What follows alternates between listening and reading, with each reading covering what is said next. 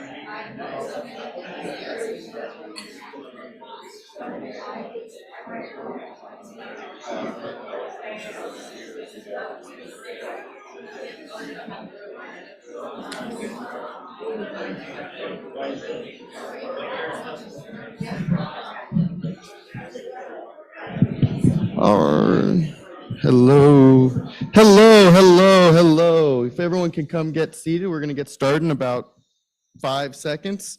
Just gonna get my stuff together. All right. All right. We're getting to a little bit of a late start, but we're going to jump right into it. We have a jam-packed agenda today, and I want to welcome everyone to the 2023 State of the North Santa Monica Bay Watershed. Thank you all so much for taking times out of your extremely busy schedules to come listen to local experts discuss the latest and most exciting things happening in our beloved watershed. My name is Jeremy Wolf, and I'm the Legislative Program Manager here at Las Virgenes Municipal Water District. And thank you. And I'm also on the, thank you. And I also am an Agora Hills City Council member. And I will be helping, thank you, Agora Hills. I'll be helping to lead us through tonight's program. And we have a fantastic lineup of speakers, and I'm really looking forward to hearing from all of them. But I want to begin by recognizing that the North Santa Monica Bay Watershed is part of the ancestral and unceded, continuously occupied lands of the Chumash, Fernandino, Tataviam, Kaz, and Tongva people. We recognize that the watershed encompasses multiple ancestral villages, such as the Hippup, Sumo, Humalawu, and Topanga. Their descendants are still here and remain active in protecting, preserving, and healing this watershed. We acknowledge the historical and ongoing harm, injustices, structural oppression, and multi-generational trauma that Native people have endured and continue to face because of settler colonialism. Now, while we cannot undo what has been done, we acknowledge our responsibility and are committed to healing, reconciliation, and truth. We are committed to growing and sustaining meaningful relationships with Native people and local tribal governments. As we come together today to discuss the state of the watershed, we give thanks and pay our respect to the indigenous water protectors who really understood that water is life. And I want to thank my dear friend Devlin Gandy, who helped me put together this acknowledgement. I also want to take a second to thank the many dignitaries that are in this room. I feel like half of them are dignitaries, but I want to start off with Nancy Frawley from Assembly Member Jackie Irwin's office. Thank you. Speaking of where we are, Council Member Peter Kraut from the City of Calabasas here. Thank you for being here.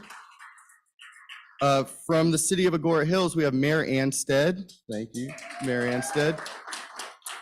And Council Member Penny Sylvester, there you are. Thank you for being here. From the City of Malibu, we have Council Member Grisanti. Thank you for being here. I also want to acknowledge that we have the editor of our local newspaper, John Losing, is here. Thank you for being here. And we have, thank you, Rob DeGos from City of Westlake, City Manager. Thank you for being here. So a lot of dignitaries. And I want to thank the many people who make this day possible. Thank you to the public affairs team at Las Virgenes, Ricky Clark, Mike McNutt, and Stephen Baird for all you've done to put on this event. A special thank you to our fearless leader, Dave Peterson, our general manager at Las Virgenes. Thank you, Dave. And our board president, Jay Lewitt, who couldn't be here today, but wanted to welcome everyone to our boardroom. And the last thank you is to Melina Watts for your tireless efforts and energy making this event a reality. Thank you. So to make sure we get through this event in a timely manner, Melina's gonna have signs that say 1 minute to wrap up to speakers and then a wrap up sign. And when you see the wrap up, it's time to wrap up. We're also asking that all questions will be saved until the end. We don't have time for questions, but the speakers will stick around. And on the Zoom, if you have questions, please write it into the chat and we will make sure to get to it. A big reminder is that after this event, Ricky Clark will be providing tours of our pure water facility, so make sure to stick around for that. And the last thing I want to do is plug the Full Circle podcast that the Las Virgenes Municipal Water District along with Triumpho are putting together to talk about the challenges of our water and how we're going to meet these challenges for the future. And I have something really exciting that Melina, I'm excited to unveil to you all. So everyone knows P22, and the P22 cardboard cutout really helped change our image. So now today I'm excited to introduce, it's unnamed, so we're going to need help, but the steelhead trout cutout. So this we'll be seeing this a lot throughout the community, and we're going to need help coming up with a name. So we will be reaching out. Yes, selfies are encouraged. So now to get it started, it is my tremendous honor to introduce someone who has not only changed the world with her landmark environmental legislation, but is also a role model and a friend, and I'm proud to have been a former intern of hers. Please welcome Senator Fran Pavley.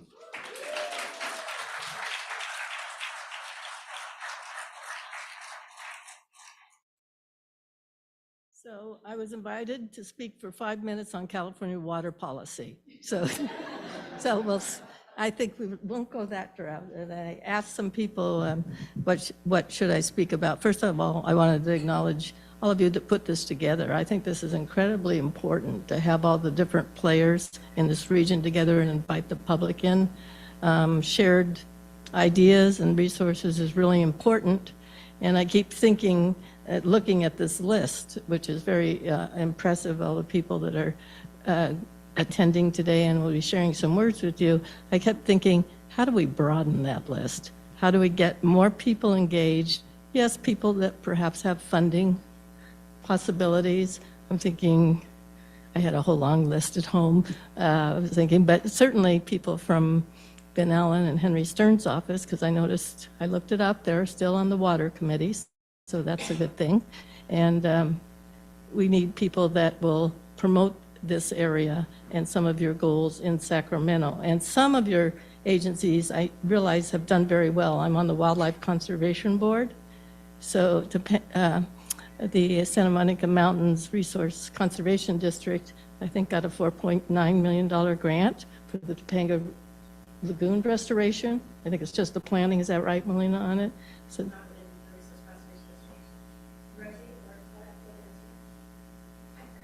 hey. Oh, hey, Rosie. 14 million for the Topanga Lagoon restoration project. Yes, but it was two, was it two? Yes, right. And see, collaborating, that was going to be my one message for today, is collaboration.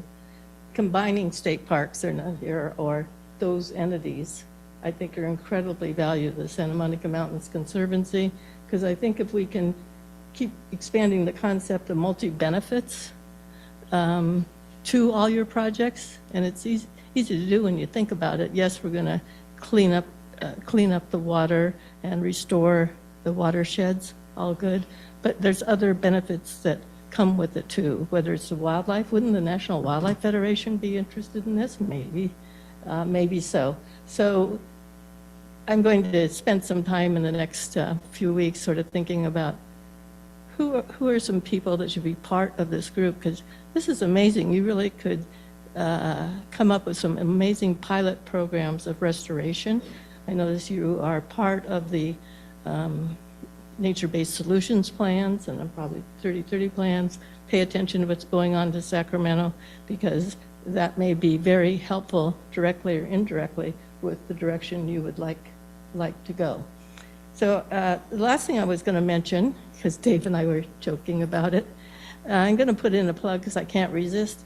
Maybe one of the co-benefits could be tying into energy consumption and water. Did you know that 20% of all the energy we use in the state of California is moving, treating, and heating water? So if you want to make a reduction and reach your climate targets, you need to think about how we can bring water into that discussion. Yes, importing water takes a lot, but Las Virgenes Water District's doing a lot of good things. They're reusing water, recycled water, maybe doing direct potable reuse. They're way out in front of this. They have solar panels. Did you know that their wastewater treatment plant is off the grid? We brag about that. I mean, not too many people probably, brag about what water districts are doing and that kind of stuff. I do, and this water district is way out in front. And so working collaboratively together with water districts as well as everyone else, incredibly important. So when I leave this, I'll send a list to Melina. Maybe we can figure out how to update, like the Wildlife Conservation Board or things like that. For example, in Liberty Canyon, I know there's a project with Measure W money to put in bioswales at the end of Liberty Canyon. It's just for one intersection at the end of the street, and that's a part of LA County. Well, unfortunately, LA County stops about a quarter of a mile down the street, and then it comes City of Agora Hills, and so the project sort of stopped there. And we had the potential, maybe through the city and other entities, and using the easement there to actually put in bioswales at a bigger intersection of 300 homes and condos that would really make a difference in cleaning up urban runoff, and then using it not only for landscaping purposes, for creating a pathway between Malibu Creek State Park and up north towards Agora Road, or even under the 101 freeway. But we can actually put a lot of water back into the watershed and help restore it, especially in drought years. We're tied into the Malibu Creek watershed, and it's a very important project. And speaking of the Malibu Creek watershed, big news there, right? Finally, they're moving forward with Ringe Dam. The money wasn't available from state parks. The Wildlife Conservation Board put in quite a bit of money in putting in those beginning things you have to do in order to move a project. Design and engineering, that's costly, it's important, but it's the hardest part because it's hard to attract money because people don't know if the project's ever going to happen. So that's sort of the good news, tying in Sacramento, and with what you're doing here, I think would be incredibly helpful. So I would suggest we should invite Ben Allen and Henry Stern or anyone else that's in Sacramento that could at least know and understand and pay attention to what we're doing, because I think some is going to be good models for the rest of the state. For example, we are doing things like getting farmers in the San Joaquin Valley to take water that's running off from the Sierras and percolating it over their groundwater basins, which also can become like a bird refuge for wildlife migration too. So there's a lot of collaboration and thinking a little broader than what we usually think. So with that, those are my few ideas, because it's 5 minutes and you sit down. And I'm a former teacher and I follow directions.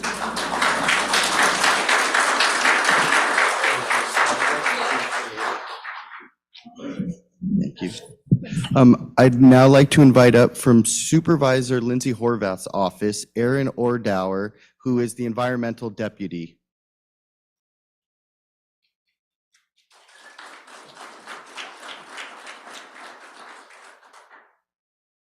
Hi, everybody. Good afternoon.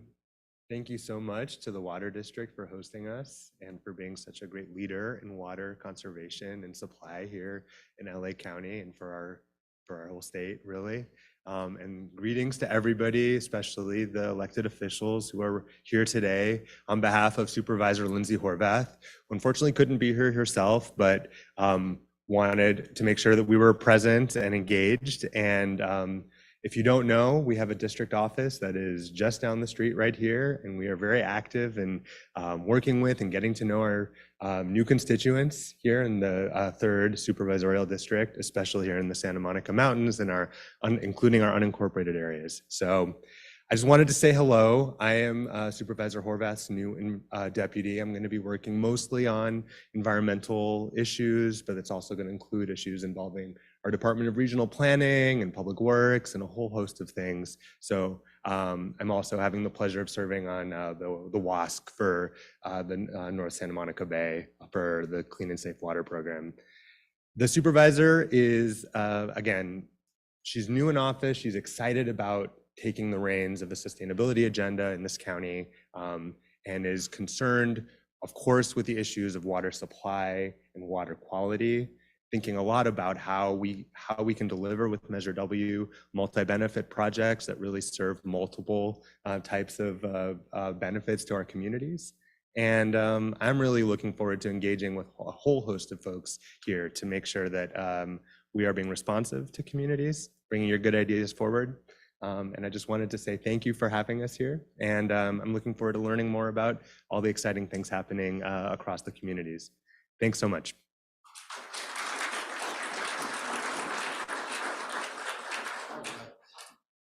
So while Ricky gets us set up, it's wonderful to invite up really the mascot of the Watershed, Melina Watts, who's going to talk about how we're restoring the Santa Monica Bay and getting to safe, clean water, and talking about Measure W and how it affects our community. So Melina, you're up. Thank you all for coming. Before I start my talk about the Safe Clean Water Program, which is really important, I was sitting next to Dennis Washburn, who is for those of you who don't know, former mayor of City of Calabasas, former founder, or still founder of City of Calabasas, and he was talking about the steelhead with me. And as you notice, the fish is pink on this stripe here. For those of you who don't know, there's one person in this room who's been studying steelhead for something like 25 years in our creeks. That's once a month, including in the cold, including in the heat, tromping through, swimming, and noting down every fish in our watershed. Her name is Rosie, and Dennis told me we should name our steelhead Rosie.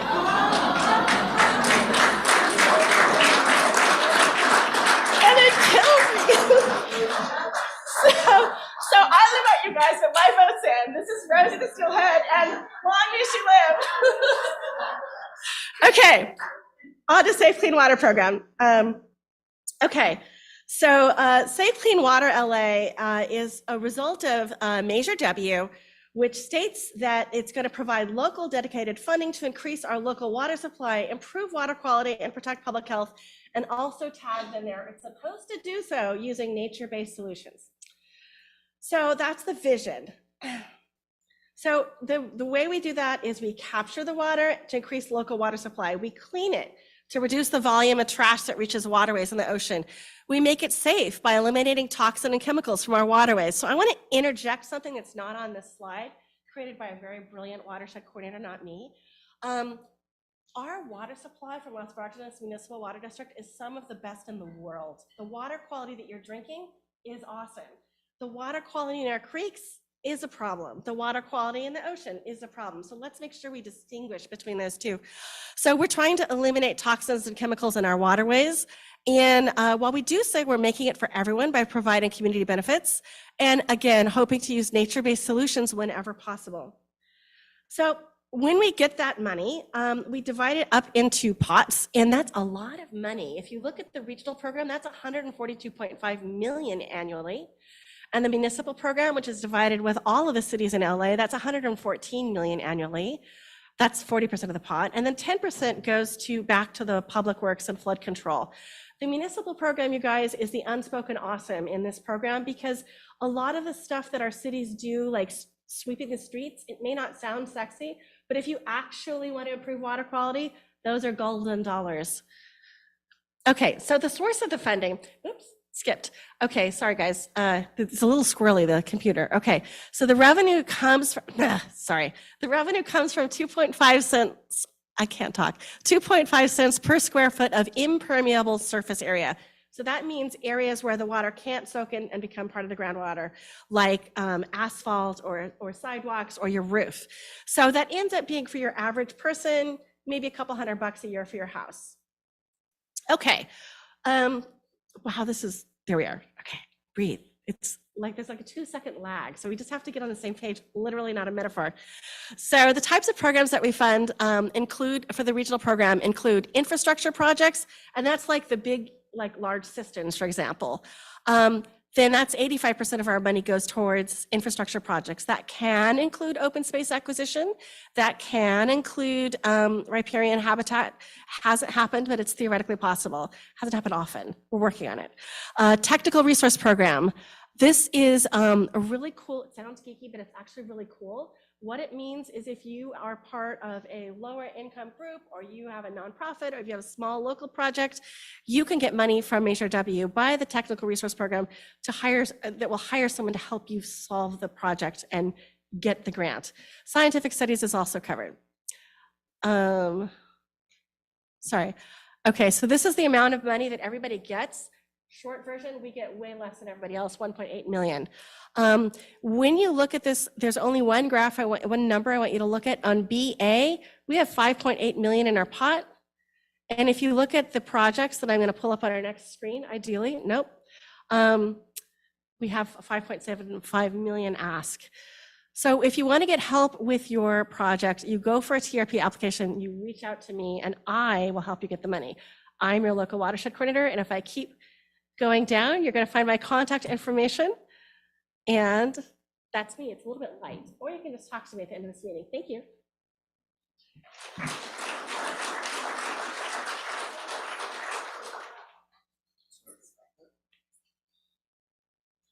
Okay, moving right along, I do want to acknowledge that we have Davis Hahn from Senator Ben Allen's office who's here with us today. So thank you for being here, Davis. I think it's pretty remarkable that we have basically every level of government represented by either themselves or their staff. So it shows how important this issue is.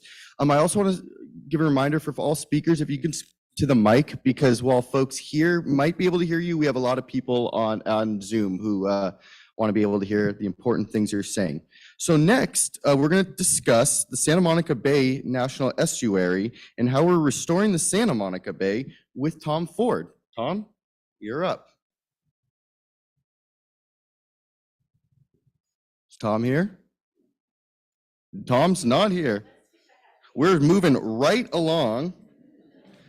Another pressing issue that's facing this region is fire response. So our next speaker is going to discuss a Woolsey fire response, getting the jump on water quality monitoring. Can we please have Dr. Catherine Pease from Heal the Bay? Thank you.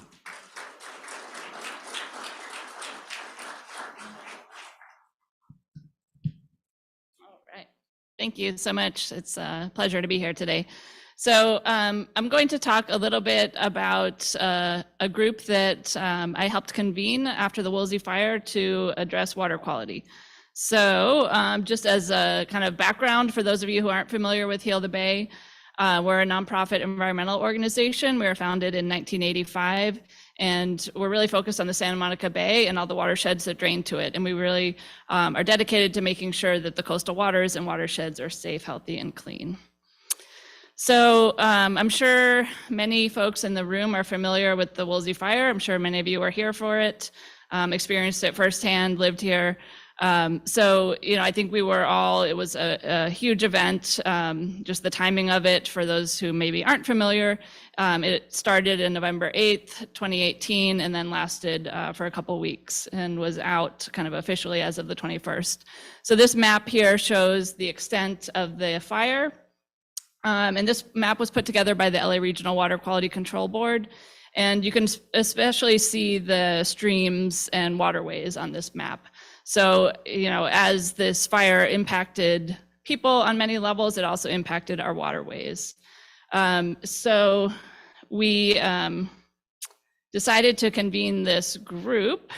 So I was trying to remember actually how this came about, and I don't remember. So if anyone who was part of it remembers, I was talking to Tim Pershing. It might have been prompted by him. But basically, I think after the fire, you know, a lot of us who worked on water quality in the area, work on aquatic resources, had major concerns in terms of impacts to water quality, the post-fire, if there was going to be rain, what the runoff would look like, and then impacts to species that live in those rivers and lagoon, and then also the ocean. So I decided to kind of facilitate this group. So we met, the first meeting was December 7th, 2018, so just about a month after the fire. And really our goal was to share information, coordinate and facilitate that post-fire monitoring efforts, again, focused on sort of aquatic resources. So this group came together and we ended up meeting 7 times from December 2018 to June of 2019. Typically we would meet monthly and we, you know, discussed all sorts of things from coordination to safety and access, which sites were really important to people, where could we get to, what should we be monitoring, what funding was available. And then also there was a lot of knowledge within the group. So we talked about lessons learned from previous fires, as well as opportunities for funding and collaboration. So it was an impressive group of folks. So we had stakeholders from all different sectors. So we had NGOs, You can read the list here, but academia, agencies, elected officials, and some for-profit groups as well. Hopefully I didn't forget anyone, but I think this was fairly comprehensive. So again, this was bringing together land managers, people who were on the front lines, as well as folks that have done historic monitoring, and we're doing current monitoring too, and then folks that could help connect funding as well as regulatory aspects. So it was a really great group of folks. And then just in terms of Heal the Bay's role, we had historically done quite a bit of water quality monitoring as well as biological monitoring in the Malibu Creek watershed. So we had a lot of data that we could look at, as well as just kind of offer resources and connections. In terms of outcomes from this convening of folks interested, I think there was a really great shared resources. So in terms of resources, we were sharing things, and we had a very nice Google Drive where we could share it all. We had papers that we were sharing. So again, kind of those previous research that had been done, protocols, how do you actually go out and do some of this monitoring? What should you be looking at? We also, again, had some of those lessons learned from previous fires. So there was somebody from NOAA who was just actually about to present at a forum about the Thomas Fire and lessons learned there. So there were really good connections there in terms of not reinventing the wheel. And then we also had this great contact list of all these folks. So, I think it really put people in touch easily. They knew how to get in touch with somebody who maybe could give access to land or was already out monitoring. And in that regard, also really facilitated these collaborations. As was mentioned earlier, collaborations are key. So, and I'll go into collaborations a little bit more in detail. And then also as well, funding and the survey and map were some of these major outcomes. So in terms of some of the collaborations that came out, this is just kind of a little snippet of some examples. I'm sure there were more that I probably don't even know about still that might have resulted in papers or research. So just a couple examples. Mountains Restoration Trust was, at the time, they were one of the leads of doing the water quality monitoring right after the fact. So they were out there. They actually, so if folks remember, there was a rain very soon after the fire. So they were, I think, one of the only groups that was able to capture the first flush. So that's really, an important time where a lot of the chemicals or various things would be moving into the waterways and into the ocean. So capturing that is really important. And again, the timing is hugely important because those impacts can be really fleeting. So it was important to capture those. So Mountains Restoration Trust, or MRT, who since no longer exist or kind of merged with Tree People, they were some of the first ones out there doing the monitoring. And so they were on the ground in the field. And so a lot of groups were interested in collaborating with them, one of them being Cal State Channel Islands. And they collaborated together to collect samples throughout the watershed of microplastics. So they were trying to look at whether microplastics were actually increasing after a fire and then also increasing after a rain. What the results showed, I actually don't know. So I want to follow up on some of these things now that I've been re-investigating some of this. So another collaboration was Mountains Restoration Trust and USGS. And they actually, USGS, the folks that were involved, I forget, they were maybe in Colorado. They sent bottles. Mountains Restoration Trust went out and collected the samples, and they were looking for signatures of damage to septic systems. And basically then USGS was testing to see whether they could find those traces of dissolved organic carbon. And basically, at least a couple of samples they showed results for, they weren't finding evidence of that. And then another great example that came out of this convening was funding. So the LA Regional Water Quality Control Board was involved, and they had identified that there was some funding that they could do kind of a rapid response funding, as well as some restoration work. So actually the Resource Conservation District and National Park Service received some of that funding to remove sediment from Arroyo Saquite, and I think also Ramirez, is that right, Rosie? And Zuma. So basically, after the fire, the huge amounts of the soil is loose. So, we get this major sedimentation in the creeks. And this was impacting habitat for a lot of endangered species. So these projects were particularly targeted to recreate or bring back some of the refugia habitat that had existed prior to the fire. So I think that was another great example of some of the connections that were made. And then all this data, especially I know the Mountains Restoration Trust and presumably other groups, actually put this data into a public portal that's maintained by the state of California, the California Environmental Data Exchange Network. So then it's all publicly available and folks can actually go and look for it today and, you know, be able to see impacts or pull the data, look for pre and post, and look at things themselves. And then another really great outcome of this group was this map. So this was led by Cal State Channel Islands, Sean Anderson, and a grad student, Emily Walsh. So they basically sent out a survey to the group to ask for where people were monitoring, where they had data, either current or historic data, and whether they were also, planning to, or they had monitored right after the fire. So then the grad student put together this map that ended up being super useful. So the map has a bunch of things on it, but mainly the points in blue are where groups were actually doing water quality monitoring, the kind of small blue triangle. There were also an effort to connect projects that were planned.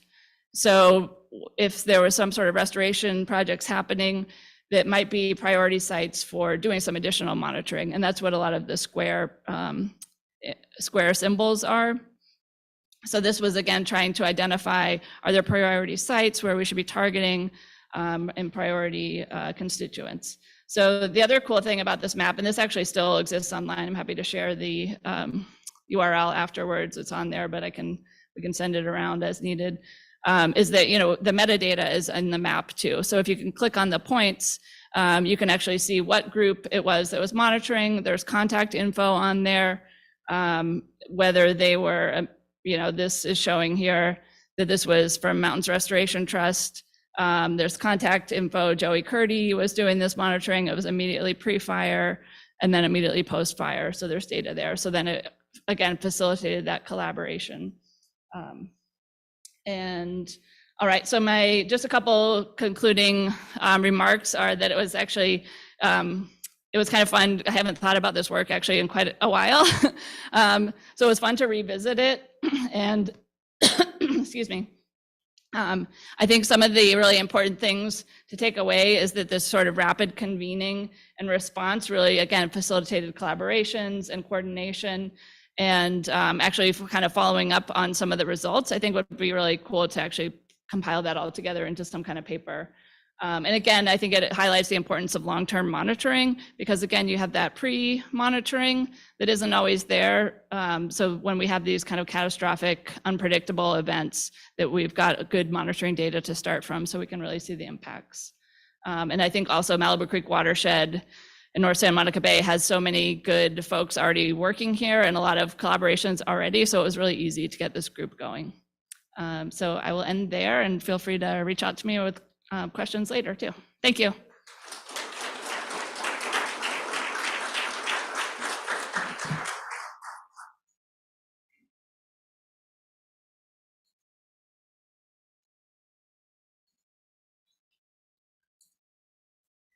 This is such an important issue. He gets to be introduced twice. So Tom Ford from the Santa Monica Bay National Estuary Program discussing restoring the Santa Monica Bay. Very good.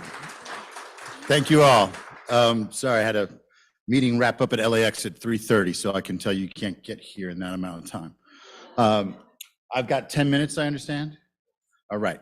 So I just want to quickly orient you folks to the National Estuary Program, and then I wanted to roll you through a number of our projects or our programs that are ongoing or receiving a lot of support through the bipartisan infrastructure law, which had a placeholder for $132 million to move towards the entirety of the National Estuary Program. There are 28 NEPs around our country, all in the coastal contiguous United States, and a program in Puerto Rico as well. And with those monies, we're expecting, like all others using them, to focus very much on coastal resilience and diversity, equity, and inclusion. So you'll see those come through, hopefully, as I move through this. And here's our groovy brand new logo. I'm still not tired showing it off. And there's our website for anybody that would like to follow up on the smbnep.org. To orient you geographically, this slide shows our study area. That is the language that's used in the federal guidance for the program.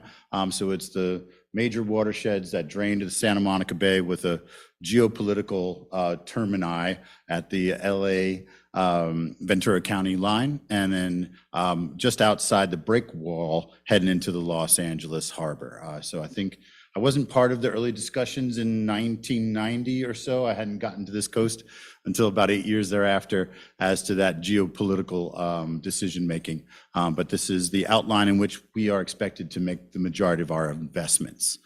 So monies that we develop or come through us to fulfill our 44 actions and the 150 objectives underneath those to advance our comprehensive approach to coastal management in this area. And I'm joined by many, many partners, many of which are in this room, in making this work happen. All right. So I know it's a little far from here, but down in Palos Verdes, and representative of kelp loss now as a global paradigm, that we're losing our kelp forests, and that's from Tasmania to the Aleutians, down our coast into Chile, South Africa, all around the world. I don't want to skip out on the Atlantic. They've got issues in Norway, Russia, and in the Canadian Maritimes.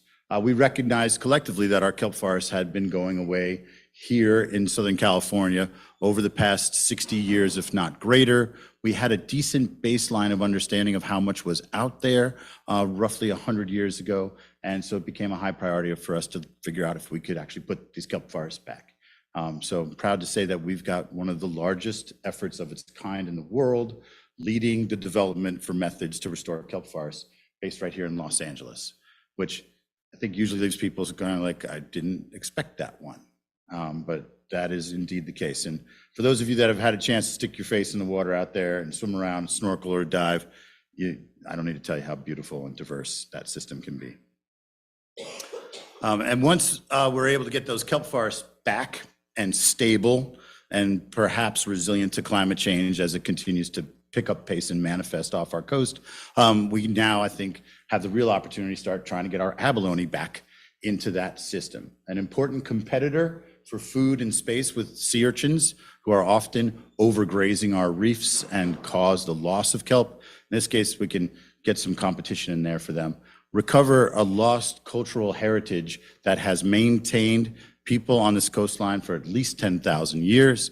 And specifically in this case, two species that are facing extinction, the white and the black abalone, which inhabit both opposite ends of a kelp forest. The black abalone are in the rocky intertidal tide pools. White abalone have been found by divers or by submersibles now as deep as 290 feet. Amazing snails. I never thought I'd fall in love with a snail. I have fallen in love with them. And this shot is a NOAA restoration diver taking tentacles from that green abalone so that those tissue samples can give us genetic information on that individual. One of the ways that we look to track the success of our efforts in putting these animals back into our reefs. Far closer to home. As many of you have probably visited the Adamson House or down there at Surfrider Beach, and it's no secret that we've been seeing some pronounced erosion along the south-facing coastline of Malibu, if not the entirety of the Malibu coastline for many decades now. But we're starting to look at the likelihood that we're starting to undermine the property itself at this time. So the project that we're a part of, and by no means are we leading this effort, I have to give the credit to the folks at State Parks for much of this, is trying to figure out how we can both protect the beach and protect the Adamson House and protect the very valued assets of the ancient Chumash village of Umaliwu, which are all co-located essentially.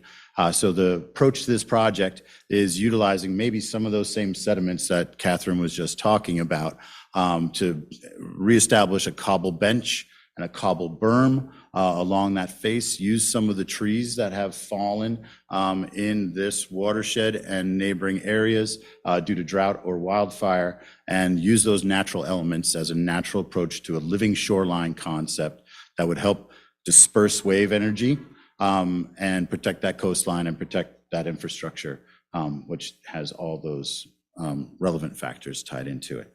So we're working on the contracting right now, and this project's probably not more than just a couple of years out. Our dune restoration work. This was something that we entered into with some earnest in 2015. And this was in response to executive orders from the Obama administration that if we're spending federal capital funds, which are expected to continue to provide benefits for at least 25 years, then we needed to justify that, well, that feature that we're investing in would still be there in 25 years. And we started looking at sea level rise maps, coastal erosion, coastal flooding, and we were like, whoa, some of these beaches are certainly in jeopardy. We should try to figure out if there's a way to bring them back rather than relying on seawalls, which often lead to the result of the loss of the beach in front of them, if not beaches downstream. I see a lot of nodding heads, which is reassuring to a practitioner like myself. Often folks are like, could you back that up? I'm happy to explain that dynamic to anyone. But since 2015, we started with a small pilot site in the Santa Monica Beach. If you're ever down in that area and you got a minute, swing it into the Annenberg Beach House and just head due west, and you'll see a system of dunes that are now grown up about 1 meter in height, a little bit greater than that. And all we did was put in a little fence, add some seeds, and stood back. We're using similar approaches and with some modification and efforts off of Zuma, westward, Dockweiler Beach, Manhattan. We're in some early conversations right now to get a similar project started off of Hermosa and an additional project in Santa Monica as well. So we're setting these up in a lot of places to see how people interact with them and to look at the success of the vegetation and the protections that it can provide. These are shots from this year down at Zuma, and then the one full frame is a shot just from yesterday at Westward Beach. If we start changing our coastline, or if our changing coastline is changing on us, then folks that work as first responders, lifeguard, police, Coast Guard, the folks that maintain those beaches, emptying garbage cans, taking care of the restrooms, all these folks taking care of us, well, then they need to know what's going on around them as well. So Karen Martin, who's long led the Beach Ecology Coalition, is helping us figure out how we can train those folks, give them some of the eyes that maybe we have when we're on the coast, so they can operate in a sensitive manner and protect these resources while they're taking care of us. So we're excited about this one. A number of modules will be produced. Folks get the training that they need to do their job better. Shouldn't be a surprise to any of us that there are socioeconomic and cultural barriers to assessing our coastline. And either through these orders that have come through with Justice 40 with the Biden administration or the California Coastal Act, making our coastline accessible to all, we're making an investment with this group. They're called the Black Surfers Collective. They have a broad group of partners themselves to get folks who live in our communities that don't go to the beach or don't feel welcome at the beach or don't feel comfortable due to a lack of comfort in the water, not knowing how to swim. Access to pools is not a universal. So this is a big effort for us that we'll be getting started this year. 1 minute, and I am on target. The Santa Monica Breakwater has done a nice job since the 1930s protecting the Santa Monica Pier, minus a few notable instances when it didn't do so well, namely 82, 83. And that breakwater suffered some failure. The pier suffered failure for another 10 years thereafter before the initiative was there to put it back. So now we're looking at that breakwater as a chance to build it for the future so it continues to protect that pier and its visitors, neighboring environment, and make the most of that opportunity to put back valuable and fragile and honestly our most threatened habitat type around here along the coast, which is the rocky intertidal itself. Oh, there's supposed to be a picture there. This is where I remind you that, oh yeah, we're getting started with some eelgrass stuff, but it's just not quite ready to go yet. So we've been playing around off of our coastline. We found some eelgrass growing outside the kelp forest a number of years ago, reported that in, and the federal biologist said, "You're the worst marine biologist I've ever heard of, Tom. It doesn't grow out there." And I was like, well, I'm pretty sure it's that green noodle looking thing sticking up out of the sand. Here we are about 15 years later, outplanting and transplanting eelgrass along Catalina Island as well as other areas in the Santa Monica Bay. So that's a touch of what we're doing. There's my contact information and our Instagram account if you'd like to follow us. Thank you for your time.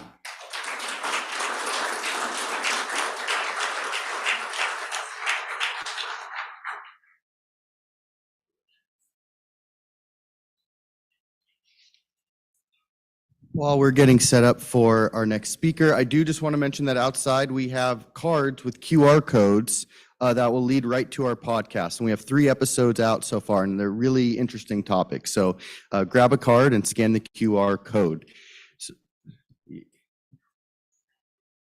And if you haven't signed in, there's sign-up sheets out front. Thank you, Melina. So now I am so thrilled to introduce a dear friend. Everyone knows him here in the Santa Monica Mountains. He does it all. Clark Stevens is going to talk to us a little bit about fire preparedness with California-friendly gardening, local water supply, and water conservation. So with no further ado, Clark, 10 minutes, 10 minutes. Thank you, sir.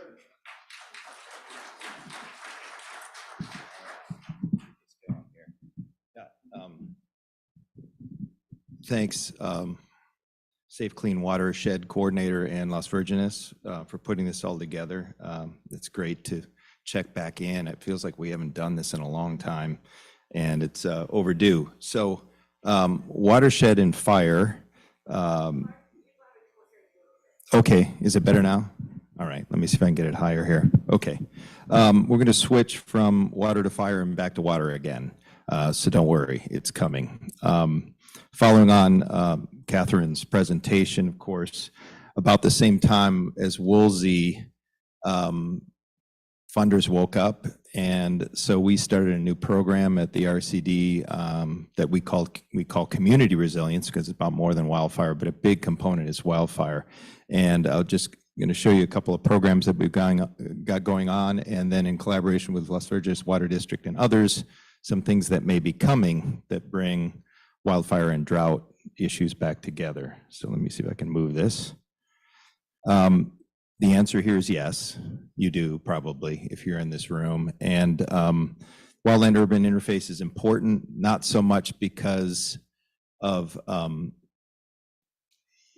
the nature of fire and wind here, but because as your RCD, we started looking at this area long ago because of the habitat side of it. And so the wildfire world was talking in terms of fuel and brush and clearance, and we got involved because if it's not on fire, which is most of the time still, thankfully, it's not fuel, it's habitat.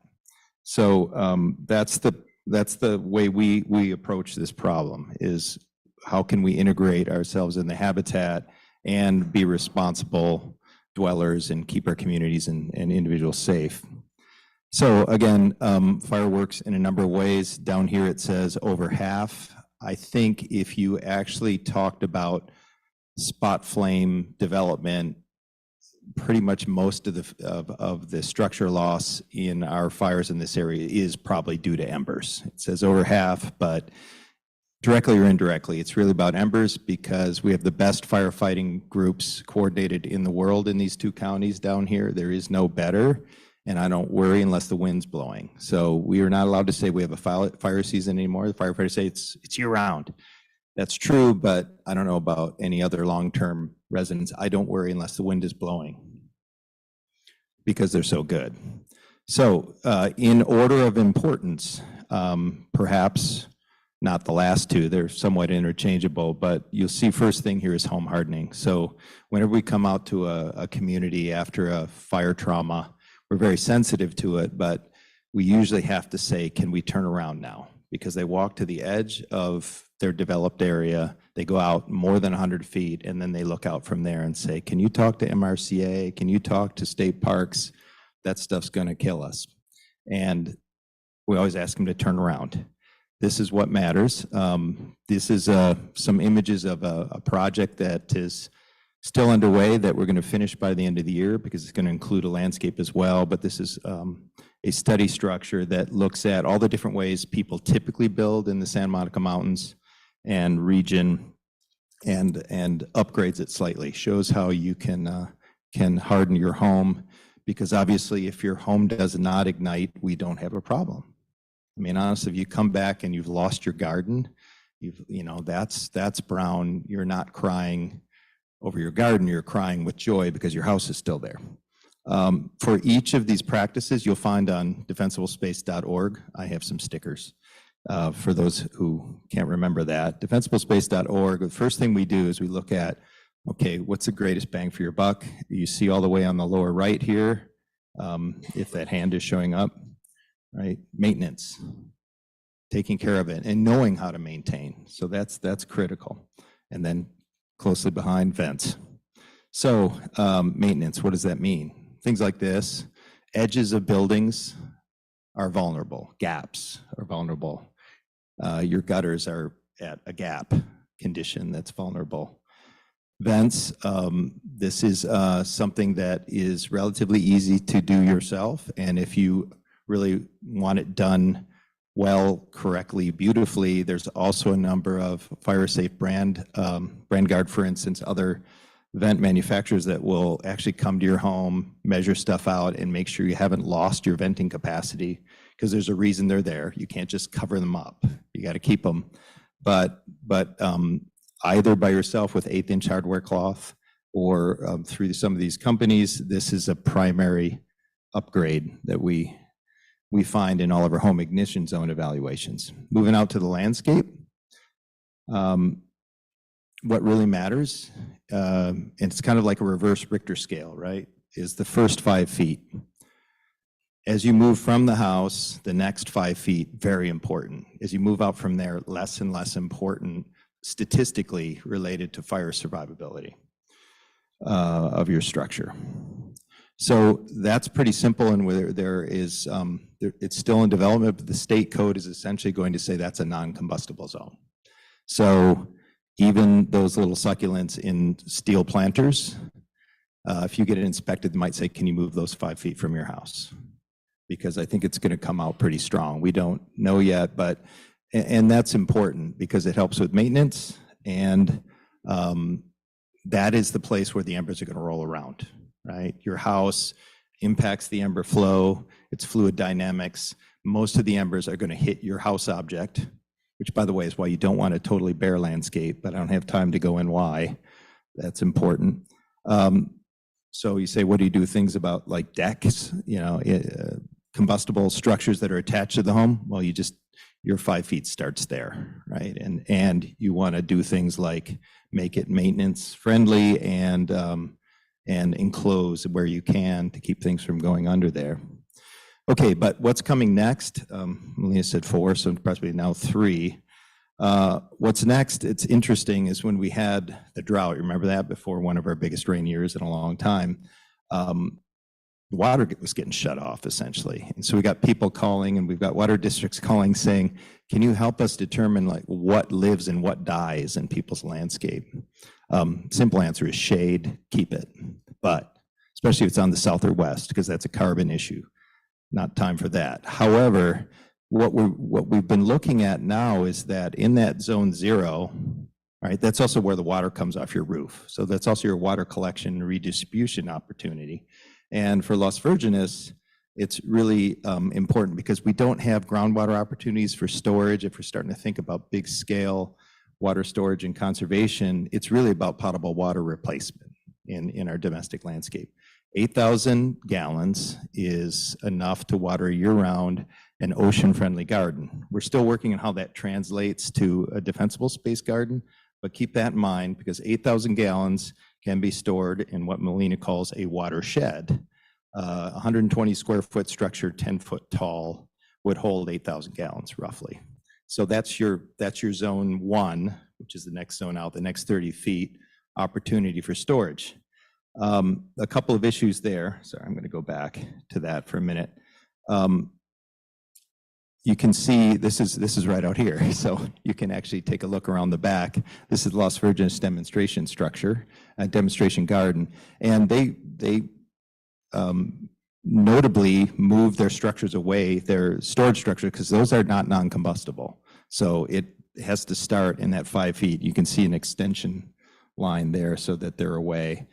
But what's really we're looking at now is that this kind of idea of a red flag hydration event, where if you store your 8,000 plus about 400, and you think of a zone 1A, so just outside that first 5, where the ember's going to go when they roll around and they get no action in that first 5, it's the next. And what we're seeing is that water conservation relates to net positive vegetation with a certain management, because that changes the soil, turns it into a sponge. So we don't want bare ground beyond that, but we also want more ember extinguishing. So if you think of a green moat around, so we're beginning to work on now and look at the science of soil moisture and vegetation moisture as an ember extinguisher. So combustible things that put embers out, and what are those numbers? So I'm going to finish up here, and I just want to point out we got some free services for everyone in this area, right? So it all starts with a home evaluation. It's customized. It's we have really experienced people now. We've done several hundred of these around different areas. Then it moves to, if from that pot will come people get free landscape design, actually specific to your situation based on those principles. And then for everyone, if you want to learn how to evaluate and be a community service type person, we also have some trainings coming up so that you can actually become a certified evaluator. So next one is kind of far away, Big Tahunga, but please do go to the RCD website, rcdsmm.org, sign up, because the more people we get, we're looking somewhere in the area of doing one in June. So I'd encourage you to attend that as well. Thanks.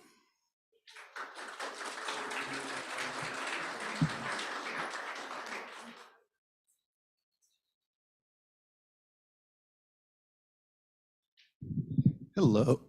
While we are changing the technology for a second, I do want to acknowledge, I think we have Tim Pershing and Madeline Glickfield here, two champions for the environment. So I want to thank you guys for your service. Just make sure you were acknowledged. The next 5 people I'm excited to introduce is really what makes this community so special. We are next to the second most populated urban center in the country, yet we're in one of the most biologically diverse and rich regions of the world.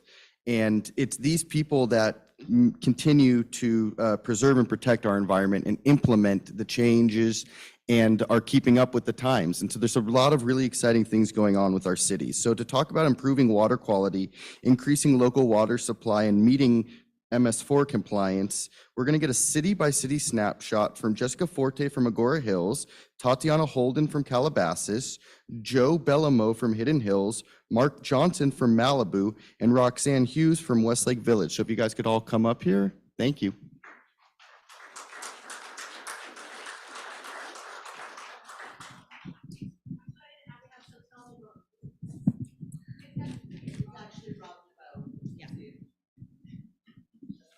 That made my job easy. Thank you. All right, good afternoon, everybody. Tonight, the group of us city counterparts are going to discuss, like Jeremy said, how stormwater regulations came to be, our regional MS4 permit, and the efforts being made to comply with that permit. I'm going to begin. I know this takes just a second. Let me acclimate myself. I'm going to begin with how cities became responsible for their stormwater pollution control.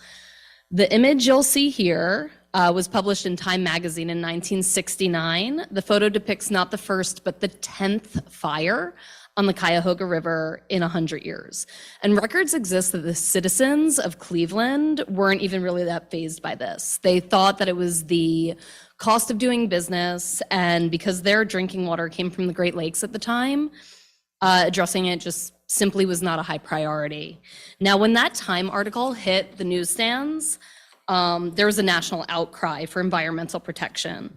People were so gripped by these images that grassroots environmental advocates like many of yourselves were successful in getting Richard Nixon to create the United States Environmental Agency in 1970, which coincided with our first National Earth Day. And only 2 years later, the Clean Water Act was passed by Congress.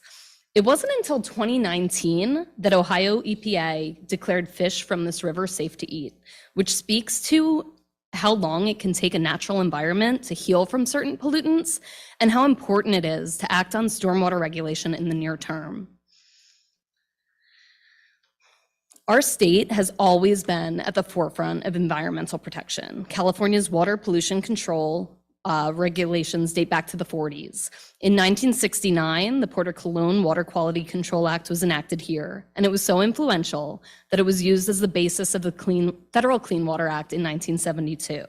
In 1987, amendments to the Federal Clean Water Act required regulations to stormwater discharges, as up until that point, it had primarily regulated sewage and industrial uses. California enforces the National Pollutant Discharge Elimination System, or NPDES, National Pollutant Discharge Elimination System, or NPDES, through municipal separate storm sewer permits, which we call MS4 permits. I think that did not advance. So this permit in our area is enforced by the Los Angeles Regional Water Quality Control Board, Region 4. And Region 4's permit was first issued in 1990 and updated in 2001, 2012, and 2021.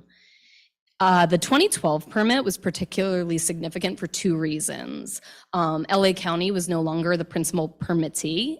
Individual cities started to be permitted. And two, because it established numerical limits for pollutants called total maximum daily loads, or TMDLs. Like I mentioned, the most recent update took place in 2021, maintaining most of those 2012 provisions.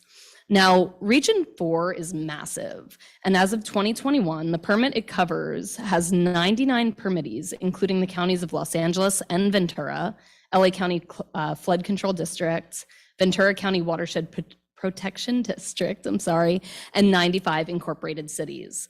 The diversity of water resources under our regional board's purview, including snow, desert, and coastal conditions, flood and drought potentials, reservoirs, lakes, the bay, and the varying sophistication of nearly 100 agencies, results in a permit that is extremely complex in implementation. The North Santa Monica Bay watershed covers 203 square miles. And it's managed under 3 watershed management groups. The Topanga watershed, which is primarily managed by LA County, and our municipal group won't be discussing that today. The Malibu Creek watershed, that's managed through the cities of Agora Hills, Calabasas, Hidden Hills, and Westlake Village. I'm sorry, I'm nervous. You guys are like such rock stars in this industry. I can probably tell it in my voice. I apologize that I'm a little shaky. So while the county's Department of Public Works and Flood Control are partners in all 3 groups, Malibu is the only city in the North Santa Monica Bay coastal watershed, and the cities of Agora Hills, Calabasas, Hidden Hills, and Westlake Village manage the Malibu Creek watershed as a group. And tonight, like I said, we'll focus on the Malibu Creek and coastal watersheds. The North Santa Monica Bay WIMPs primarily focus on bacteria, nutrients, trash, sediment, PCBs, and DDTs, which are historical pollutants that accumulate in fish, birds, and mammals. These pollutants all have TMDL limits under our MS4 permit, and most of the water quality concerns include impacts on aquatic life and recreational uses. One of the greatest challenges permittees in this area face is how our creeks flow in and out of concrete channels to open space, lakes, Malibu Lagoon, and out to the ocean. The history on that's pretty simple. After devastating flooding in the 1930s, civil engineers channelized all its storm drains. These channels all but eliminated the flooding, working perfectly as intended to get water back to the ocean as quickly as possible. However, over the past few decades, it's become apparent there are unintended consequences of allowing stormwater to travel so quickly, moving in and out of open space. At high velocities, water picks up sediment that may have attached nutrients, bacteria, heavy metals, and any other pollutant. Unfortunately, this makes wet weather compliance with these TMDLs nearly impossible, and you'll see later in the presentation how some of our cities are embracing naturalization as an approach to water quality, and learn about some of the studies that are underway to consider alternative wet weather approaches to managing TMDLs. Stormwater monitoring is an integral part of assessing our systems. It's essentially the eyes and ears of the program. Identifying where all of the water quality samples are taken, both watersheds use a representative approach to water quality analysis allowed by the MS4 permits called Coordinated Integrated Monitoring Plans.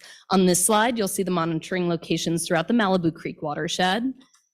And on this slide, on the next slide, you will see the monitoring locations in the coastal watershed. These are actually very similar to Dr. Peace's presentation a moment ago. A lot of these same outfall sites were noted in her presentation. These monitoring plans allow us to assess chemical, physical, and biological impacts of MS4 outfalls into receiving waters and at the ocean.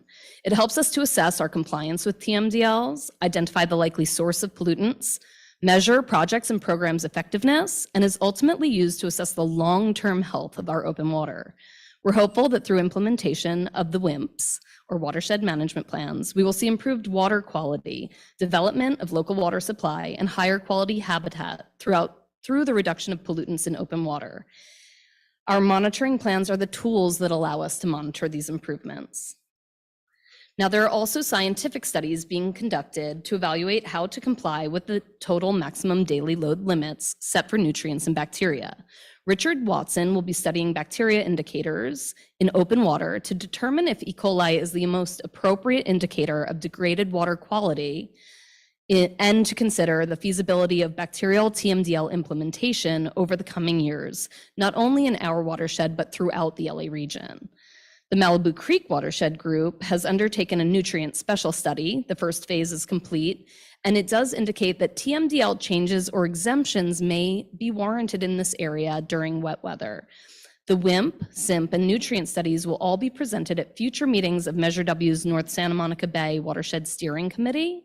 So please watch out for those to land on our agenda if you're interested in getting into the weeds with more of that regional planning.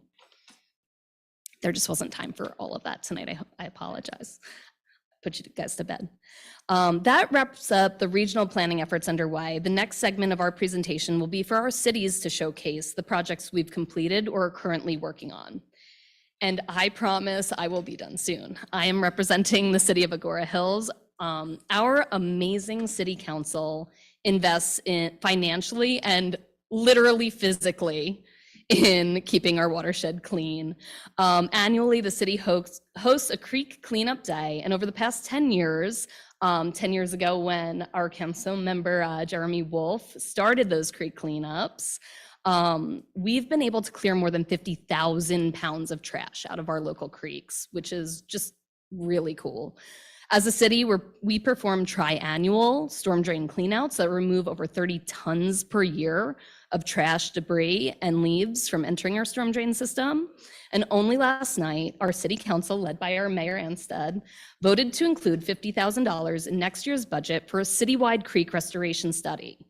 On top of all of that, we have three notable capital improvements: the Medea Creek Naturalization the Medea Creek Naturalization Project, our linear parking greenway, and maybe most impactful, our storm drain diversion project.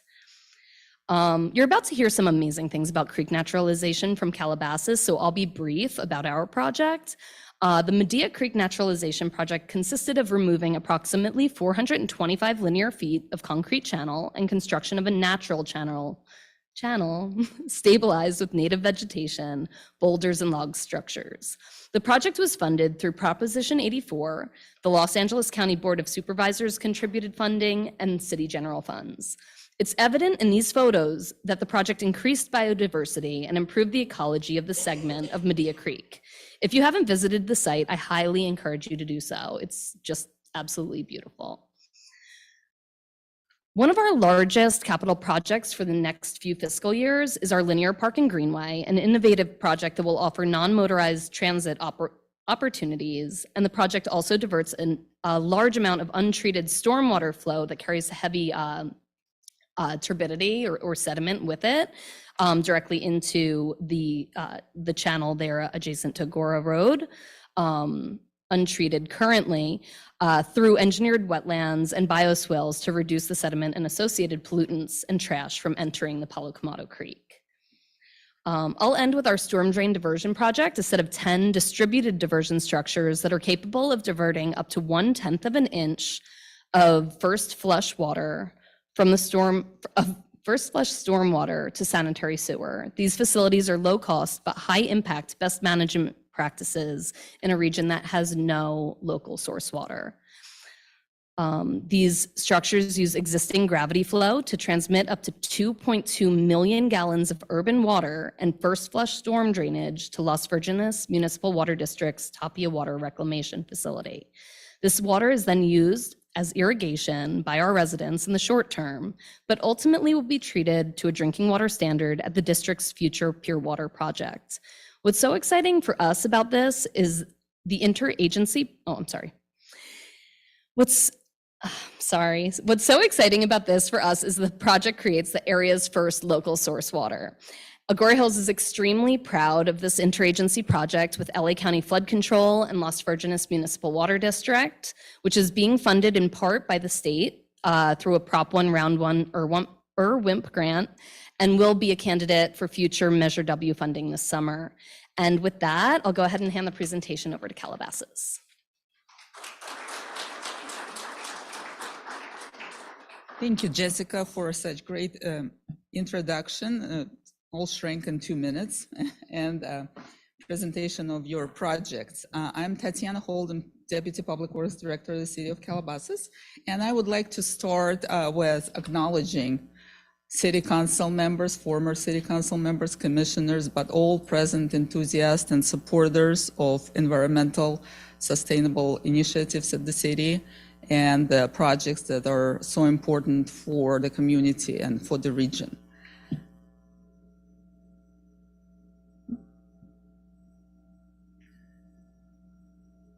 It's a little bit of delay. Okay, here we go. In urban and suburban environments, the natural ability of streams and their floodplains to process nutrients and isolate sediments has been disrupted by increased impervious surfaces that have been developed around it.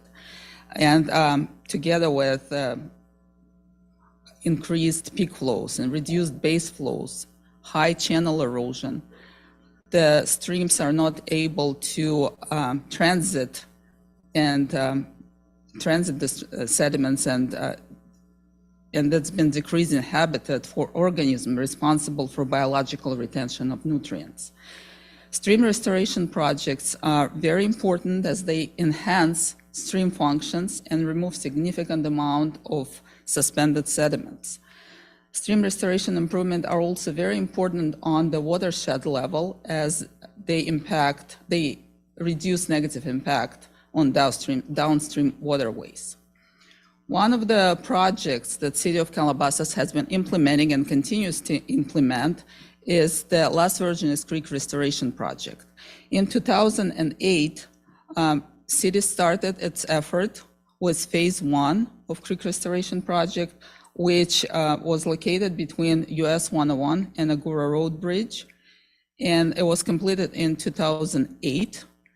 And talking about invasive species, that project removed more than 36 square yards of concrete lining on the creek bank. Human invasion from the times of different goals and visions. And also that project recreated riparian habitat, repaired natural environment, and protected wildlife refuge and fish passage.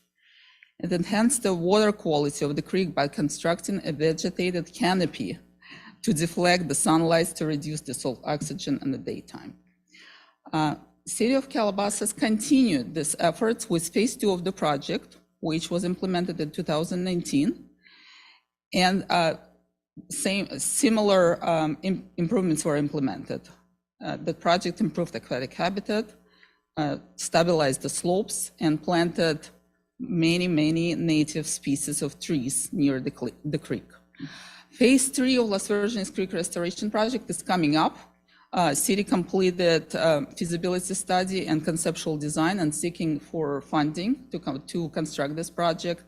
And it will also include slope stabilization and installation of repraps at 25 outlets to filter sediments and clear the water before it released to the low floor channel. The city is currently working on this citywide Green Street project, and it's been divided into several phases. Malibu Hills Road project has been completed in 2017 and 2019, and it constructed landscaped medians in the street, which are work as a biofiltration system to receive and treat stormwater runoffs from impervious areas. The next project that the city will be constructing this year, currently it's out to bid, and it includes 3 different locations. Las Virgenes Road, that is the largest part of this project, and it's located at the north end of Las Virgenes Road. It will construct the vegetated swale, which will receive storm water runoffs and will filter the pollutants and allow for gradual infiltration through the soil media.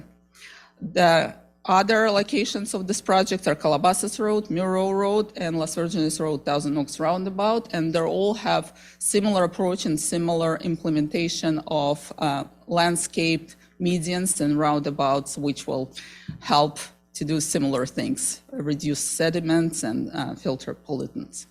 Thank you very much for your attention. I'm now introducing the City of Hidden Hills.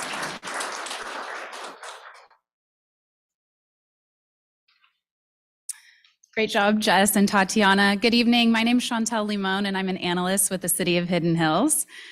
Hidden Hills is a unique residential community with about 650 homes that sit on minimum 1-acre lots. Almost all of the property within our city boundary, including streets and trails, is either privately owned or maintained by the Hidden Hills Community Association. Our city council, however, is taking a leading approach to conserve water, especially clean drinking water, wherever possible. Last year, as the drought emergency worsened, the city turned off its sprinklers and worked with the Water District to gain access to reclaimed water for all city landscape. Since making the transition from potable water to reclaimed water for our irrigation needs, the city has not only dramatically reduced our dependency on potable water, we have actually cut down our total water consumption by over 50%. Recently,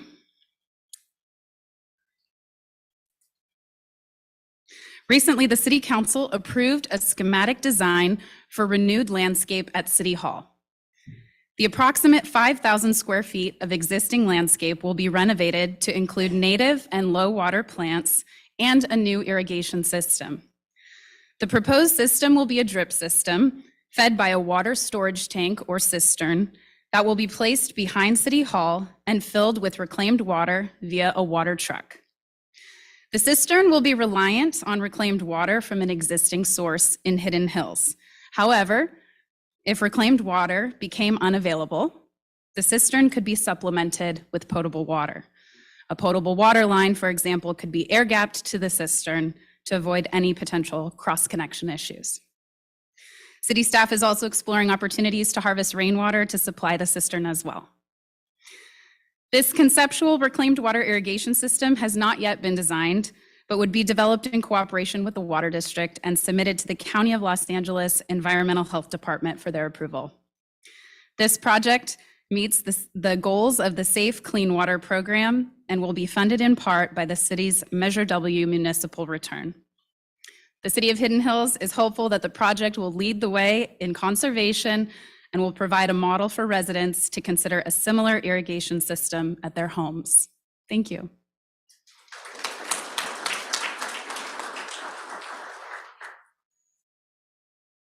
Good afternoon. My name is Rob DeBoe. I'm the Public Works Director for the City of Malibu. I'd like to recognize our City Council member, Paul Gersanti, joining us here today.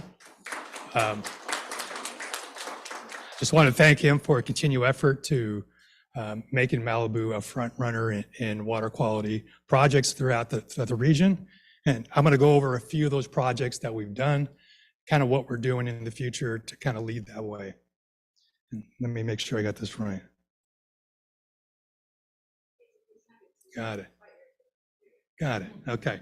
So our first project is our Malibu Legacy Park. This is a multi-use project that we completed in 2010. It captures 337 acres of watershed within our area. It goes into an 8 acre feet of basin within the Malibu City Center area. We're actually able to capture the 85th percentile, and based on the latest storms, it's actually more than that. We can actually capture a lot more of that. It goes into a treatment facility where we actually treat the stormwater, and then we return it back over to the park and use it as irrigation.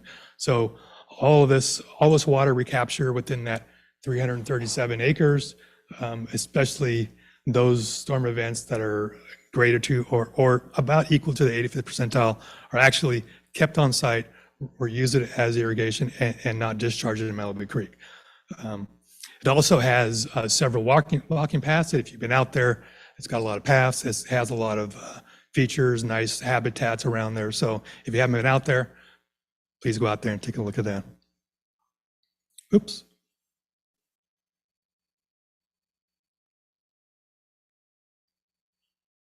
Here we go.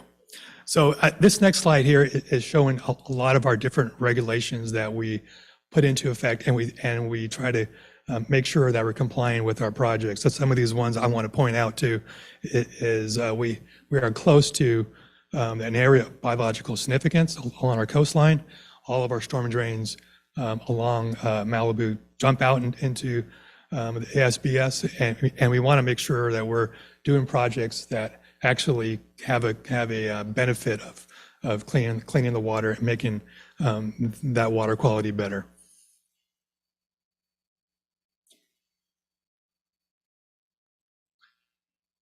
And I keep on hitting the wrong button. So this project here, some of the projects that we have completed in this last year, this is Marie Canyon Green Streets.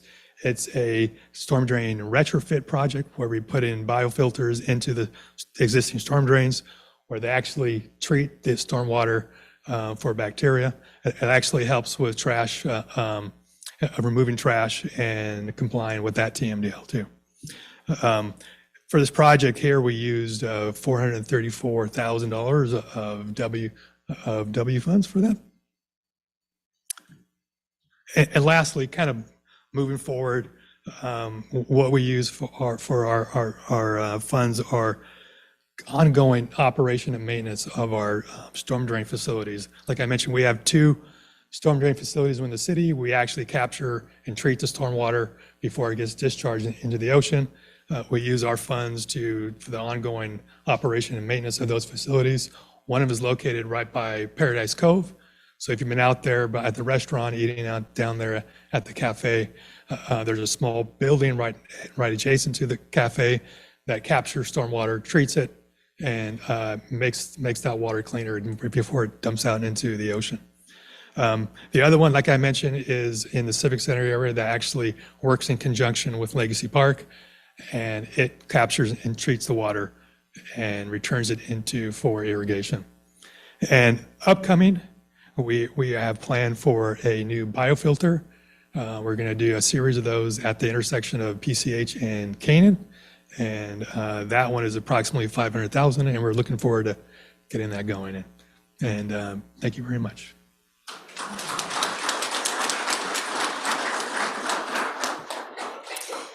Hi, I'm the wrap up here, and I think I got a little time making up to do, so I'll be quick. My name is Roxanne Hughes. I'm the city engineer for the city of Westlake Village, overseeing the stormwater compliance activities up in our neck of the North Santa Monica Bay watershed. I too want to give a shout out to the Westlake Village City Council for establishing sustainability goals that are in alignment with the Safe Clean Water Act. All of the stuff that we do couldn't be done without their support. Currently, the City of Westlake Village has a technical resources program application, which you learned earlier what that means. Hopefully you remember, in for planning and design of our Westlake Village MS4 compliance project. As our friends in Malibu just pointed out on the 60-point slide threshold and was talked about earlier, it can be difficult to qualify for Measure W regional funding in cities where we have large swaths of existing open space, high groundwater, and limited land availability. In an attempt to leverage water quality, water supply, and nature-based solution benefits that correlate to maximum points on these applications, the Westlake Village MS4 project combines two disparate areas into one project. The combined project footprint will treat 352 acres of land, or a little over half a square mile of stormwater runoff. This slide shows you the two sites that will be one project. The Russell Ranch Road project area will treat a drainage area of 300 acres just in that one site, in which the majority of the impervious surfaces are in the heart of Westlake Village's commercial and industrial district that were developed long before the MS4 permit was born. The blue star on the left of the slide locates this project on private property adjacent the Marriott Residence Inn and nestled just above the 101 freeway, which is Caltrans right-of-way. The project plans to take advantage of the close proximity of the storm drain pipes, which are shown in red, to the sanitary sewer pipes, which are shown in green, prior to crossing underneath the freeway. The concept is to retrofit the existing desilting basin where the storm drain outfalls to build a natural treatment wetland or biofilter, a nature-based solution, if you will, to cleanse the water prior to release to Triumphal Creek and into Westlake Lake, while also diverting the dirtiest portion of the first flush or low flow events to the sanitary sewer for water reuse by the Los Virgenes Pure Water Project. Ultimately, like Jessica explained before, these diversion projects are looking forward to future water supply. On the right, you see the blue star locating the Canyon Oaks project area, which is at the very northern end of our city, and it's right adjacent to Lindero Canyon Road. That site will capture about 52 acres of watershed, including the residential streets and homes in the Canyon Oaks neighborhood and portions of Lindero Canyon Road. Also sited on private property, this project concept includes intercepting two main storm drain lines that are the red lines and constructing land-based treatment solutions to cleanse the water prior to release Lindero Creek and Lake Lindero in the city of Agora Hills. The land-based treatment will be incorporated into a passive park setting with additional public benefits, educational platforms for teaching would-be learners about the Safe Clean Water program and what's going on with our land-based solutions. The very concept level cost for making the Westlake Village MS4 project a reality is just over $2 million. As I mentioned, we have applied for a Measure W Technical Resource Program Award to support the planning and design of this project. The project collaborators listed here on this slide, oh, I lost my space, just a second, are the property owners, business owners, and the utilities that will be party to the projects. In addition to having the potential for checking all the boxes on the Safe Clean Water Program hit list, this is also a good neighbor project, as we will be cleaning up discharges to our beloved local creeks and lakes in both Westlake Village and Agora Hills. Once the technical design comes to fruition, the city will submit a construction application seeking Measure W regional funds to bring this project to fruition. I want to take some time to also overview the regional stormwater compliance activities that all of your North Santa Monica Bay water agencies share in common. There are 6 categories of ongoing programs required by the MS4 permit, as listed here. All the North Santa Monica Bay agencies spend significant staff resources and funding implementing these programs for full compliance. Taken together, these programs span pretty much every aspect of designing, building, operating, and maintaining the county and the cities in our watershed.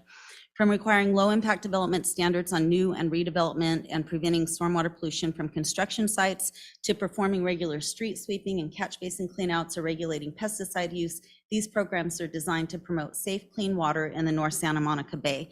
You'll note that they also have an educational component. I'm going to piggyback off what Tom Ford said earlier about fire resiliency and teaching people that what you're seeing, or not fire resiliency, it was the coastal estuaries, the people that are out there taking care of it, if they don't know what to look for to protect water quality, then they're not going to protect water quality. And so education is one of our programs in all of these modules. We have to train the city staff people that are implementing whatever they're doing, public works maintenance or street sweeping. They need to know about water quality, and that's one of the things that we do.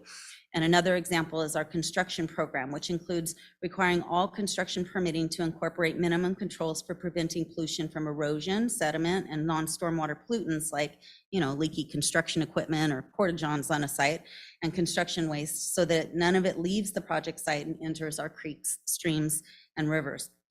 That's a pretty big undertaking, and we do it we've been doing this consistently since the mid-1990s, like for almost 30 years. Your city agencies and county have been implementing these programs. Another powerful program that has impacted safe, clean water in our region is the illicit discharge, illicit connection detection and elimination program. The MS4 permit defines illicit discharge as any discharge into or from the storm drain system into a receiving water that is prohibited under local, state, or federal statutes, ordinances, codes, or regulations. So let me translate. It is illegal to dump anything but stormwater into a storm drain or to discharge anything but stormwater from a storm drain. And so the program that we do to make sure that that is what is happening in our watersheds is it includes investigation, elimination, reporting, and training focused on detecting and abating non-stormwater discharges to our natural water bodies. Oil, soapy water, swimming pool, backwash. We're on it, and we have been on it for almost 30 years. So this slide here, this slide here is about path forward. So the timeline here is MS4 compliance efforts, ahead of us. So in the North Santa Monica Bay watershed, we have the coordinated integrated monitoring programs, which were updated in March of this year, and they're pending approval by the regional board. Next fiscal year, the watershed agencies will be entering into a big joint agreement among all of us agencies to provide for the next 3 years of required monitoring efforts. Like Jessica said, this is the eyes and ears of our program. Without monitoring, we don't know what's going on, what's working, what's not working, right? The scientific studies that Jessica mentioned earlier are being conducted also to evaluate how to comply with the TMDL limits set for nutrients and bacteria.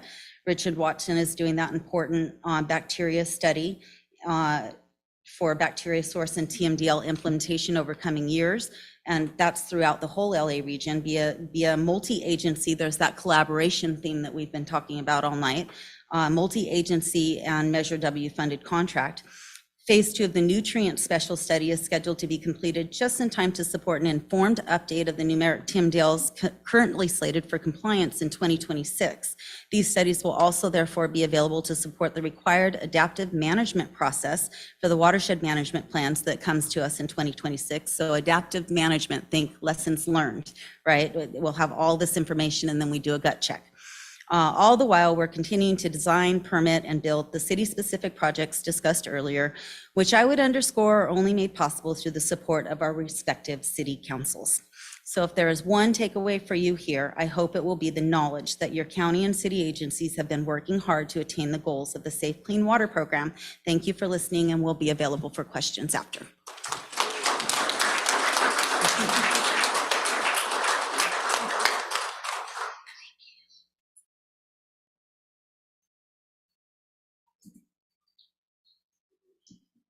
All right, everyone, thanks for hanging in there. We are at the end here. We have a few more very exciting speakers, but I do want to mention that we have some coffee in the back. I know hot coffee in a hot room doesn't sound appealing, but a lot of snacks. I want to thank we have 31 viewers online, so thank you guys for sticking it out. And I'm really excited for the next speaker because to a lot of people, this just looks like a fish, but this is not just a fish.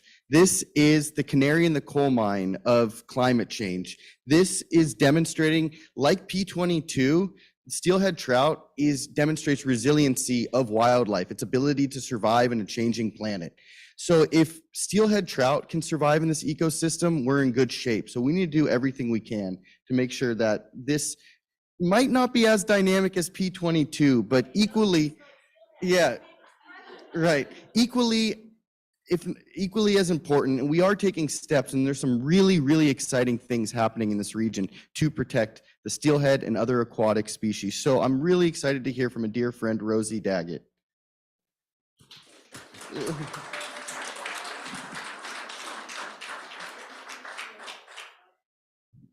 Good evening, everyone. Thank you so much for hanging in there, and thank you for inviting me to come. It's a real honor to speak amongst so many incredible people. Let me just check that I know where I'm going here. Yes, okay. So Melina is responsible for this, this coming talk, because she was the one who set the title and who gave me my marching orders on what needed to be included. So Melina, I'm going to do my best. It was a lot to get into a short time frame, but I want to start by saying that, you know, work is love made visible is an old quote from Khalil Gibran, the poet, but we take care of things that we love. And so I want to take a moment not only to thank all the people and volunteers and funders and landowners who have given me the opportunity in the past 25 years to do all this work and research. I wouldn't have a story to tell if it wasn't for everyone's contributions to that. And so while I get to be the one up here talking, it's the result of many, many people's work that I'm sharing. And I also want to take a moment to acknowledge all the work that you guys have shared tonight, because it's not just about the fish, the work with storm drains, the work with water capture. These are all works that make love visible, right? Because we're taking care of each other and our watershed. So thank you all. So there are four things that I took Melina's topic and I tried to distill them down into four things. So why do we care about southern steelhead? What makes the Santa Monica Bay so incredibly interesting and special? Why should we care about it? And what can we do to make a difference in our world? So southern steelhead, as everybody's talked about, are critically endangered. In the past, since they were listed in 1997, the National Marine Fisheries Service said that there were 500 anadromous adults left on the planet. These are really unique fish. They're the most temperature tolerant. They are unlike salmon. They can come in, spawn, go back out to the ocean, come back and do it again, and go back and forth. And they don't have to go back to their natal stream to spawn. So these are the fish that we want to have into the future and support, because they're the ones that can handle the climate change and temperature differences that are coming our way.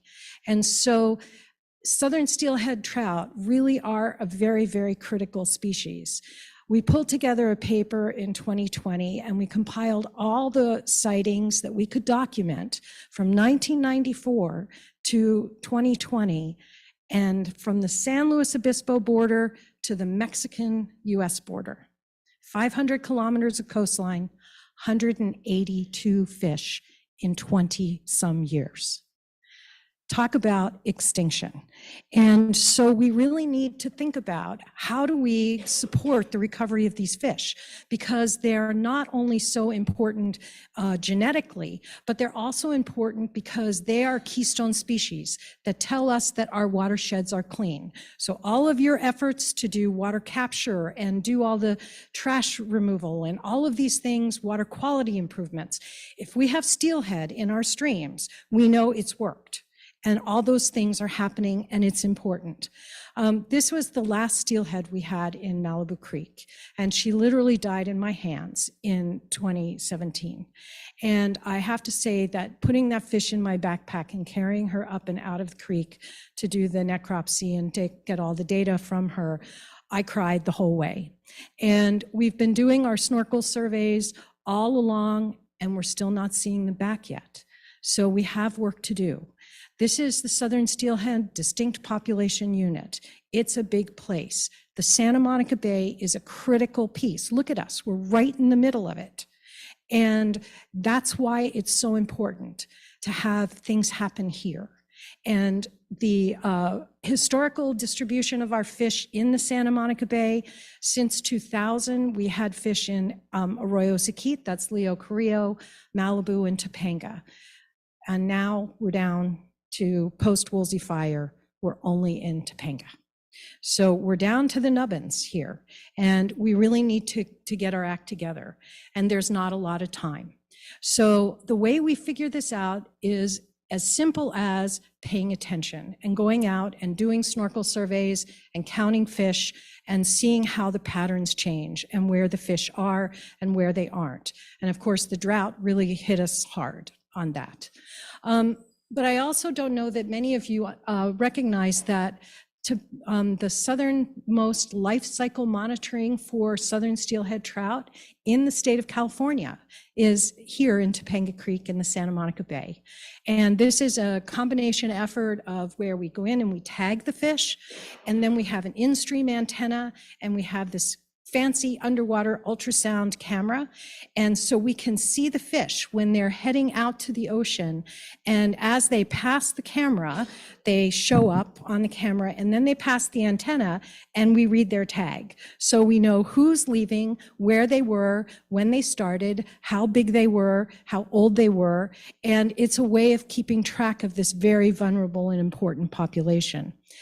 So Malibu used to be the stronghold of southern steelhead. In the 1990s, Cal Trout was doing research, and they were finding, 50, 100 anadromous adults in the early 90s and underneath Ringe Dam.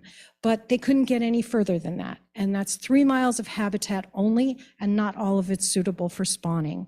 So when the first restoration occurred in 1983, it was done and designed by state park with the understanding we had at the time of the science of restoration. But it really was more like a landscape architectural kind of driven focus. And we reintroduced tidewater gobies, which are the other federally listed endangered species that we have in the Santa Monica Bay, fish species. And when we introduced them, 51 individuals that we brought into Malibu, the population boomed in the 90s and then crashed in the 2000s. And we were like, what is going on with these? And we don't really to this day know, but we do know that we needed to get more habitat for their breeding to happen in the lagoon. So the channels before restoration, you fell in, you can see these guys, they're standing up to their knees in muck. And after restoration, if you take a look, you can see none of us are in muck. And it's beautiful habitat and a lot of breeding areas for the fish that weren't there before. But nonetheless, the whole fish community changed. And then with the Woolsey fire, we got all these slugs of sediment that were coming down through the creek, being carried down, and they once again changed the whole habitat pattern in Malibu Lagoon. And so while we got more fish abundance in terms of native fish community, we weren't getting high numbers of tidewater gobies. But the Malibu Lagoon restoration did meet almost all of its targets of a restoration project.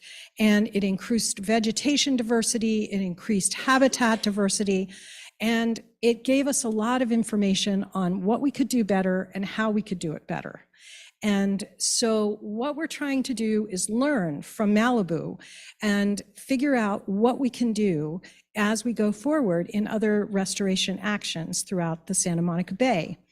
So talked about the goby. As a result of this, the biggest thing I think our take-home message is we need to communicate early and often. And I think that holds true for all of your water quality, your water conservation measures. Everything that we're trying to do is education and outreach. It all comes down to that. And because we have a lot of gobies now in Topanga Lagoon who got there on their own, who are genetically related to the ones that we put in Malibu in the early 90s. U.S. Fish and Wildlife Service and state parks decided that they would take the chance to take some of the individuals from Topanga and put them back in Malibu. So we did that in September, and then of course all the rains came. So we don't know yet. We're going out on May 22nd. So we'll find out if the gobies are still there and if they made it through the rains.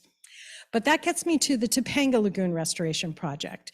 And if you look at Topanga Lagoon today, it's like half an acre. That's it. And this is what it used to be. It was almost 30 acres, bigger than what Malibu Lagoon is today. This was taken in 1916. And so trying to figure out how we can get back ecological function in Topanga is really important, because right now that's where we have the last remaining reproducing population of southern steelhead trout, and the gobies are really happy. So what can we do to make it better for both of those species of fish? But how do we do that in a way that integrates a multi-use, multi-benefit effort? So we've come up with the help of like 250 stakeholders who sat down with pencils and pens and drew on maps and said, we want this. This is what we'd like to see. And based on their input and the objectives for the project that were identified by that collaborative effort, we've come up with 3 alternatives that we're exploring. The first is to the maximum amount of lagoon. And that would mean removing all the fill on all 4 quadrants of the lagoon that was placed in 1933 when the current 79-foot-long bridge was built.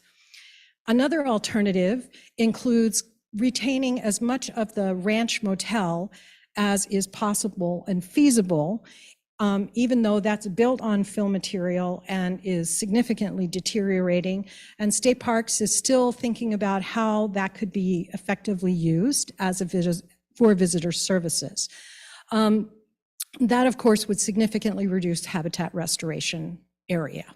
And then the third one we felt really compelled to include is, how do we think about managing for coastal erosion, sea level rise, and all of the things that are happening right now at our doorstep on our beaches? How do we adaptively manage? How do we think about retreat of these important infrastructure? Losing PCH at Topanga would be a devastating regional impact. So how could we prevent that? And how could we do a better job with that? So the third alternative that we're exploring actually moves the alignment of Pacific Coast Highway slightly inland and north, which is actually what happened in 1933. They took the 1924 alignment, which was being eroded, and moved it in then. So this was another alternative that we felt we really had to look at seriously. So as Senator Pavley noted, thanks to Assemblymember Richard Bloom and his staff, we were given enough funding to take the bridge, Caltrans bridge replacement, and the lagoon restoration through to final design and permitting, through CEQA, through the whole thing by December of 2026. So right now we're in the process of dealing with putting together our CEQA document, getting all of our technical reports, putting all the, dotting our I's, crossing our T's, and making sure that we're trying to address and answer all the interesting questions that come with trying to do a project like this. And the goal is to have that CEQA document ready to release to the public in January of 2024. So stay tuned, and please join our website, the Topanga Lagoon Restoration, to get information about that. And please come if you're interested on Saturday, June 17th from 10 to 12 at Pacific Palisades High School, where we'll be doing a public outreach meeting to just give everybody an update on where we are. But Topanga is not the only place where things are happening. The bridge at Big Sycamore is falling apart. And so this is an amazing opportunity for State Parks and Caltrans to collaborate, to think about restoring that lagoon. And that's the only other place where we've had gobies naturally colonize since we've been monitoring, and I've been monitoring these sites since 2000. So that's kind of a big deal. And then Trancas Lagoon Restoration, we began that feasibility study and collaboration in 2015 with Caltrans and the neighbors in the community. And what's interesting about that is that Caltrans actually selected the bridge that was the longest. that gives us the maximum potential for what's known in restoration circles as freedom space, where the creek can naturally change and meander, adjust as sea level rise includes. So you just give it space and it will adjust and do what it needs to do.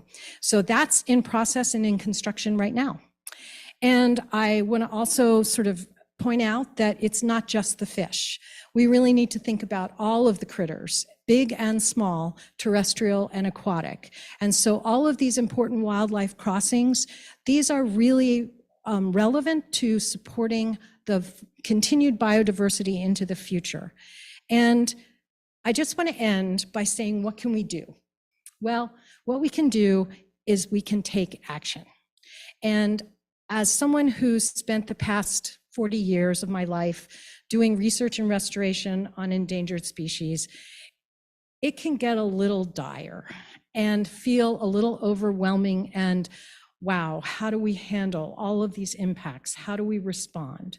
And what I've come up to the conclusion is that the only way to respond is to take action.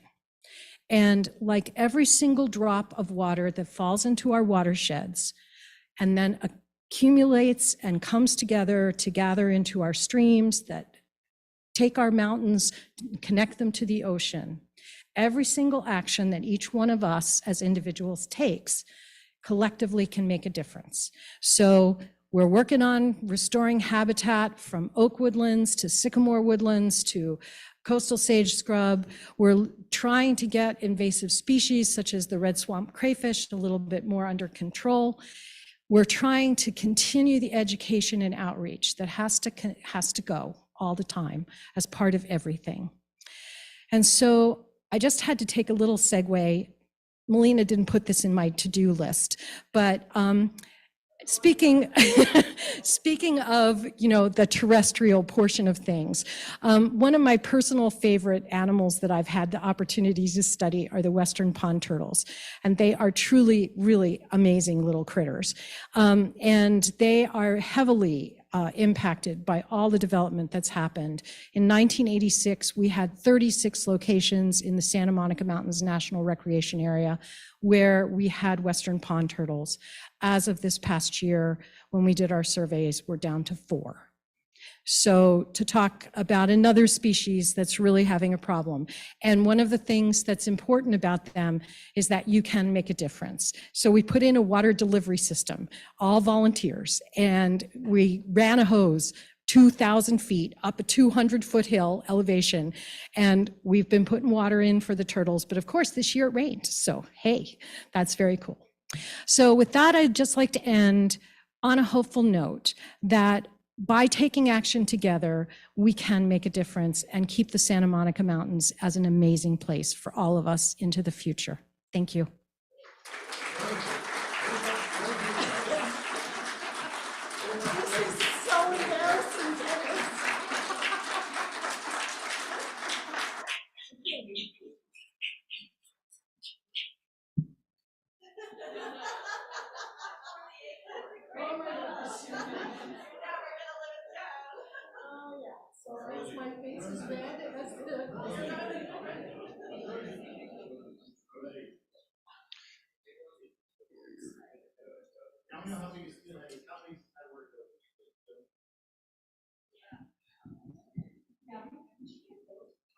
Yeah, wow.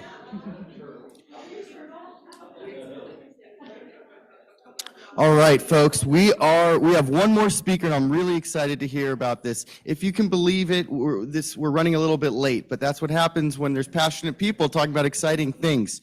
So after the speaker, we are going to be offering tours of our pure water demonstration facility. So please stay back if you're interested in the tour. I'll also come up here after. But really excited and appreciate you coming out here. The next speaker we have is Richard Van Sant, who's going to talk about the Ringe Dam removal, talking about how it's for upstream fish migration barriers so that Rosie has a fighting chance of surviving and thriving here in our watershed. So thank you, Richard.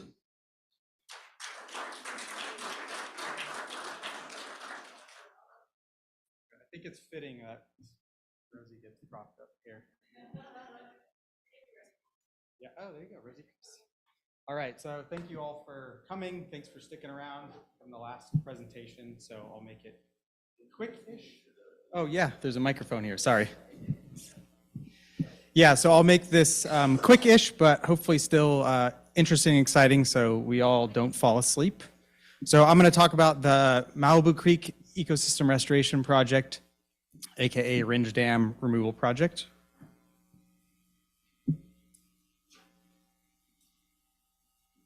There we go. So the Malibu Creek Ecosystem Restoration Project, very simply put for the product description, so it's removal of Ringe Dam and about 780,000 cubic yards behind the dam, and modification or removal of 8 upstream barriers. Can you describe where Ringe Dam and what it is? I will get there. Yeah. So the additional barriers are on Las Virgenes and Cold Creeks. Your question was perfect because once this kicks in, wow, that is really slow. So Ringe Dam is located 3 miles up the coast from Malibu Lagoon.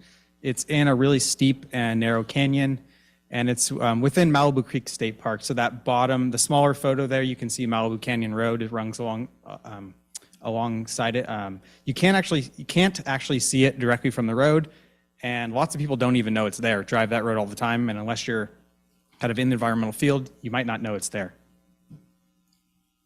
So the upstream barriers are located, as I mentioned, on Cold Creek and Las Virgenes Creeks. So they are the blue circles there.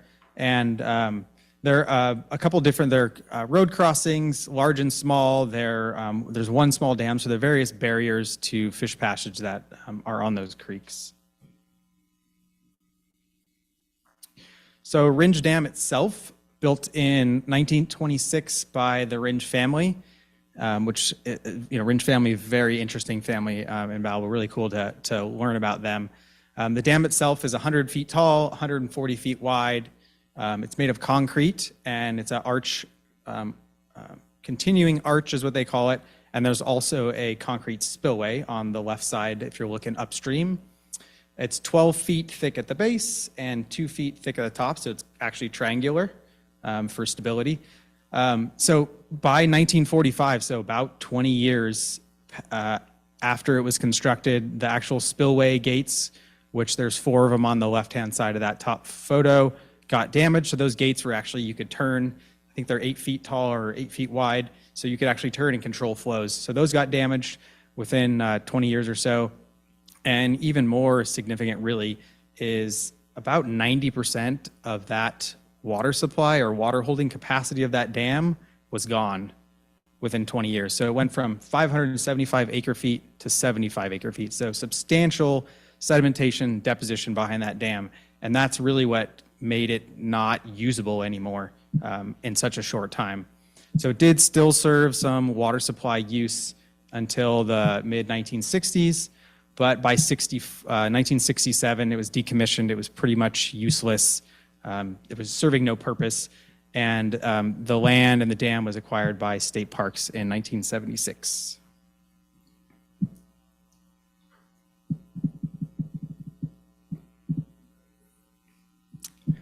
Okay, so why are we doing this project? As Rosie had mentioned, Steelhead is in dire need of our help. She said that Topanga is the last little nubbin, I think was her word, of habitat. So we're really hopeful with Ringe Dam removal and the upstream barriers that that nubbin becomes a finger, I guess, or something larger. So southern steelhead is a big driving force for this project, but it's also other species. Creeks are important for a variety of species. Not only the aquatic species, but they are also tons of terrestrial species use creeks. I can't remember what the percentage is, but it's a high percentage of all terrestrial species in some form use aquatic habitat and need water. So it's super important. And it's important for habitat connectivity. So actually going up and down the creek itself, when you have a 100-foot plus tall concrete structure, you're not, and it's in a narrow canyon, you're not getting upstream. So in addition to steelhead and those aquatic species, it's also going to restore habitat connectivity.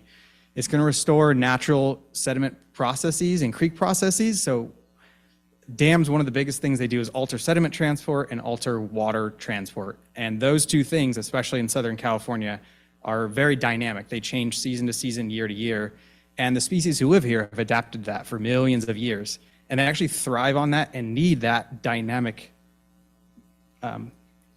those dynamic functions to actually survive and to do well. And so by putting that dam there, you're taking that away. You're restricting the natural sediment going down. You're changing water capacities, changing water, how much is going down, the timing of it. So it's really important to not alter that. And so this project and this dam removal will restore those natural processes that are happening.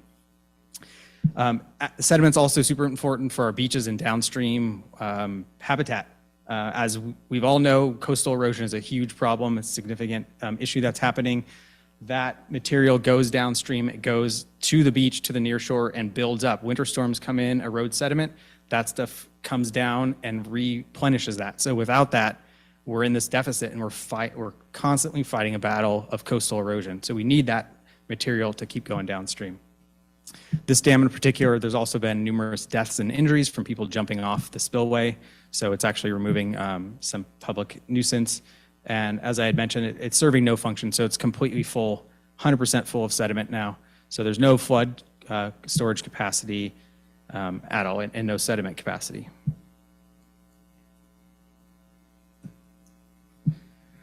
All right, so as I mentioned, besides steelhead, there's other species that this project really benefit. Things like Pacific lamprey, which are really cool anadromous species like steelhead.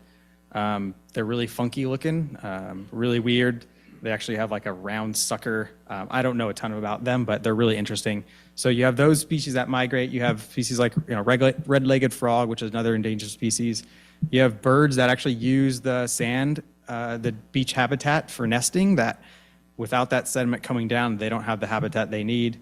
Obviously bigger critters using that for habitat connectivity. And Malibu Surfrider Beach, really important. It's on the National Register of Historic Places, a very important historical from a surfing perspective.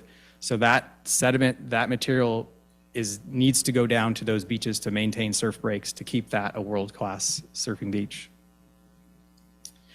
So with any project of this size, this magnitude, there's always challenges. And so the main ones that we are facing are sediment placement and disposal. So the current plan as it stands right now is to take about 2/3 of that material to a landfill, 1/3 of it to the nearshore beach for beach nourishment. That's the material that's been so far determined to be beach suitable. We're going to take another kind of peek at that and see if there's maybe something else we can do potentially with that material. All that material that was behind the dam now was eventually going to make its way down to the beach. It's not just sand; it's the large stuff, the small stuff. So that all would have went down. So we're gonna look and see if there's something else that we can do. There's also the sensitive species. So tidewater goby, as was mentioned, lots of other species downstream that we have to make sure when we're doing this project, when we're removing this dam, that we're not negatively impacting. Cost is a big factor. So we have, and it'll be in another slide, but we have funding right now to get to 90% design of plans and permitting and all that. But the construction costs are going to be pretty high, and the estimate right now is close to $300 million, which is a ton of money.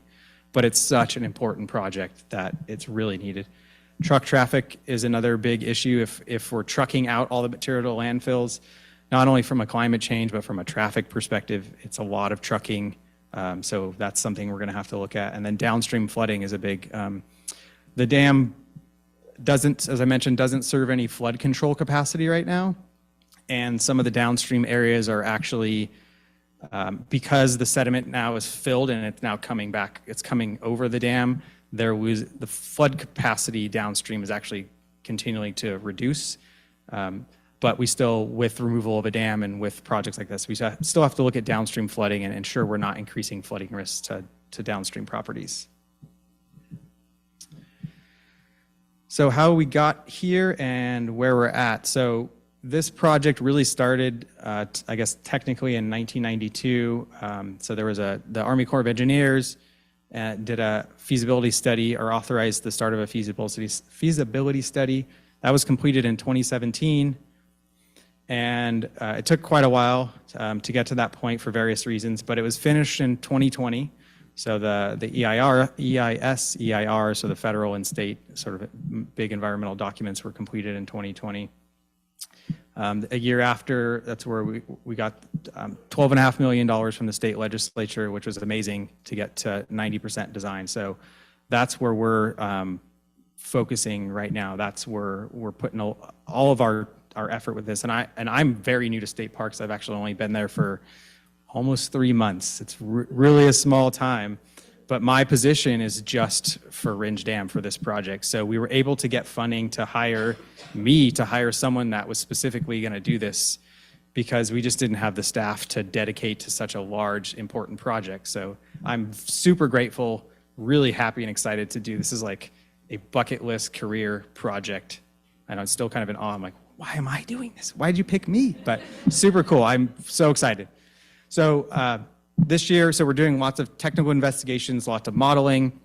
That stuff takes a lot of time, takes a lot of it was done, but we are redoing, or not redoing. Some of it was done not full scale. So we're evaluating and doing the additional studies that we need to do right now. So the plan is by 2025 to get to 35% and 65% designs. 2026 to actually get to that 90% design. And so that will really put us in place to get to 100% design and to construction. So 2027, 2028 is when we're hopeful we can start construction. And then as it sits now with the current plan to truck out, it's about 7 or 8 year construction timeframe. So they'll remove the dam in sections as they go down and remove the sediment as you do it. It's restricted by seasons, so in the heavy rain seasons there wouldn't be work. It's restricted by heavy traffic times, and it's also restricted by time of the year. So I think the busy summer months is not a smart time to have massive trucks moving stuff all around. So that's another reason why we're going to take a peek at some other options potentially. And this is hopefully what this looks like in not too long. So it's a rendering of the dam gone.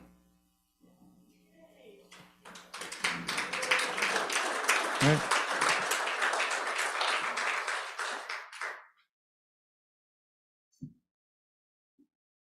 Well, thank you everyone for sticking it out. And I think, what did they say at State of the Unions? The state of the watershed is strong, I believe. So I think that, thank you all so much for being here. Thank you, Melina, for spearheading this. Thank you to Ricky Clark and Stephen Baird for doing the Zoom, and our public affairs team. For anyone who wants to stay for a pure water tour, or questions or answers.